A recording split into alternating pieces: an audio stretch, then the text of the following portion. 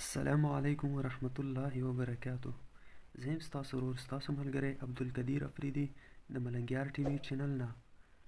نن د 15مې ویډیو سره حاضر یم.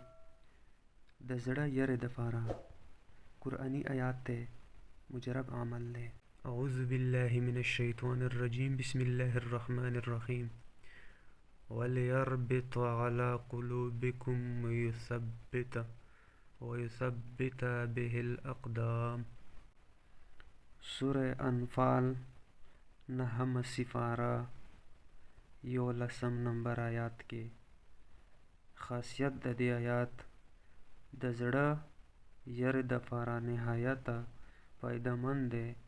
دا آیات دې ولیکي او تعویض دې کړي او غاړه کې په دا شان واچوئ چې دغه تعویض خاص د زړه د پاسه راشي، بلکې هغې دې په کپړې یا تار سره وتړئ، دې دپاره چې زړه نه اخوا دیخوا نشي.